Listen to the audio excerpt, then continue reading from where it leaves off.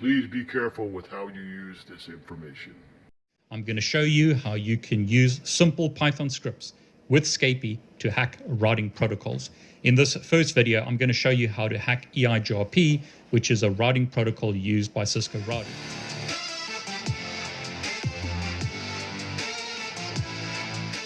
I'm actually going to create fake routes, send fake packets to an EIGRP router and get that router to add the routes to its routing table.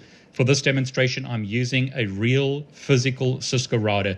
It's actually the router that I use in my home network to connect me to the internet. So I'm going to create fake routes on a Kali virtual machine, use Python to send those packets into the network and get that router to add those routes to its routing table. And I'm going to run a denial of service attack. So basically, I'm going to tell the router that to get to various websites, and you could decide which websites you want to inject routes for. But in my example, it's going to be cisco.com and facebook.com. The router needs to send the traffic to a neighboring EIGRP router.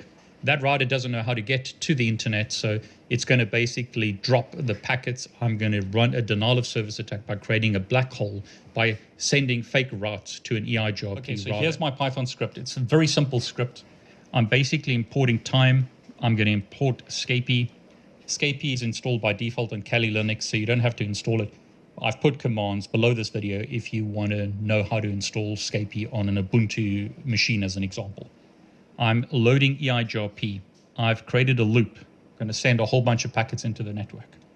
Now, this allows me to inject a fake route into the network.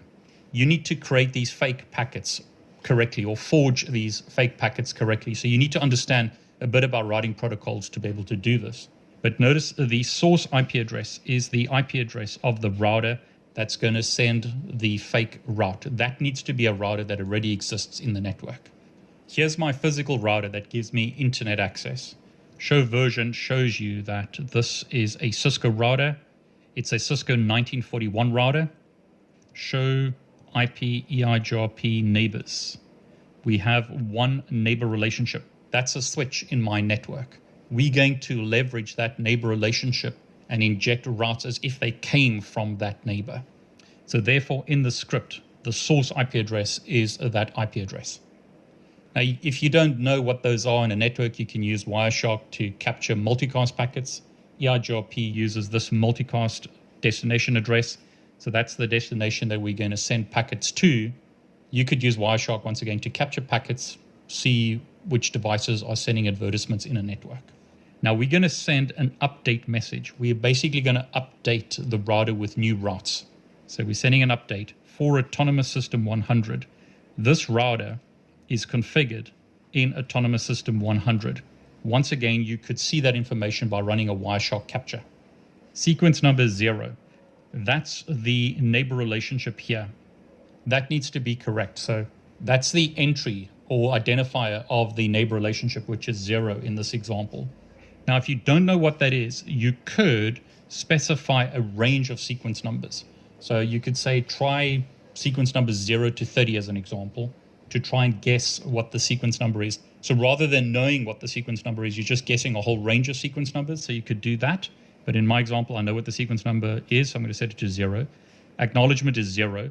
And what we're going to do is we're going to insert an internal EIGRP route with this destination, 192.168.100.0.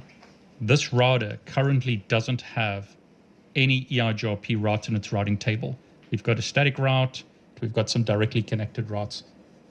There are no EIGRP routes in the routing table at the moment. As you can see there, show IP route EIGRP, no routes, but I'm going to inject that route into the routing table. Next hop, we're going to set to that neighbor. Now, I've done something similar here. I've just injected another route. The only difference here is it's 101 rather than 100. Now, here is where it gets interesting.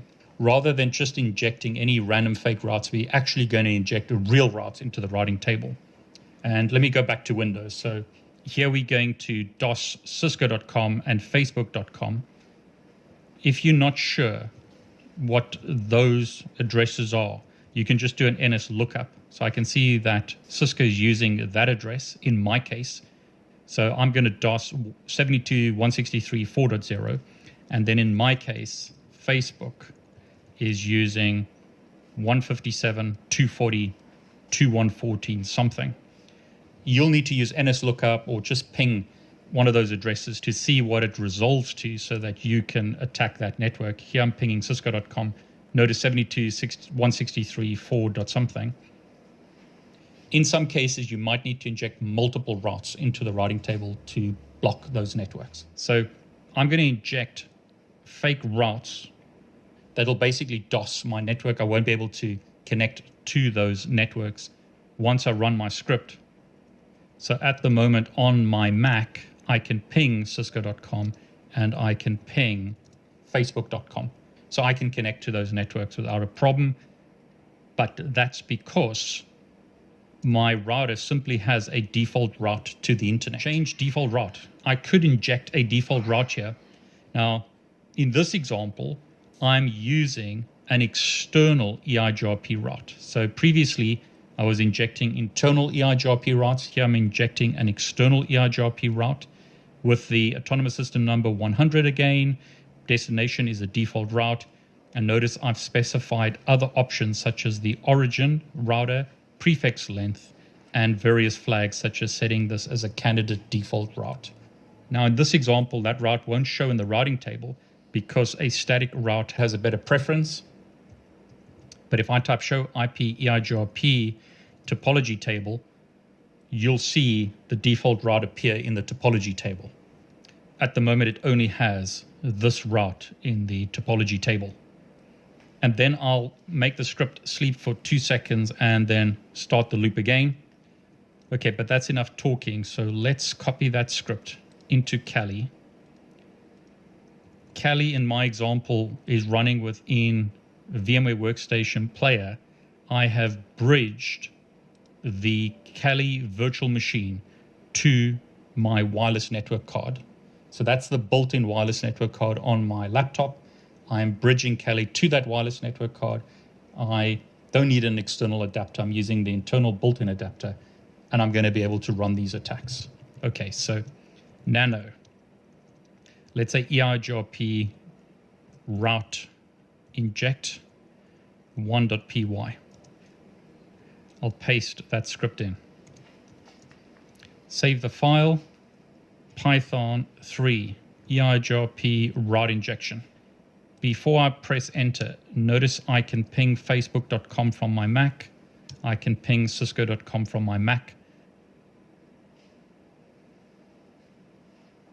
I'll leave cisco.com pinging, press enter on my script. Okay, I forgot to use sudo. I need to use sudo here, so I'll put sudo in front. So sudo python 3. I'll run that ping again. Put in my password. And notice straight away, I can't ping cisco.com. It says time to live exceeded. So basically, I've black holed Cisco. What about facebook.com? Also black holed. Notice time to live exceeded. And if I open up a web browser and try and go to cisco.com, notice the website is unreachable. And if I try and go to facebook.com, notice website is unreachable. I'm not able to get to Cisco and I'm not able to get to Facebook. I have DOSed my network by sending forged packets into the network. If I look at my router, previously it looked like that. Now notice a whole bunch of routes are added to the routing table, including routes for Facebook and Cisco.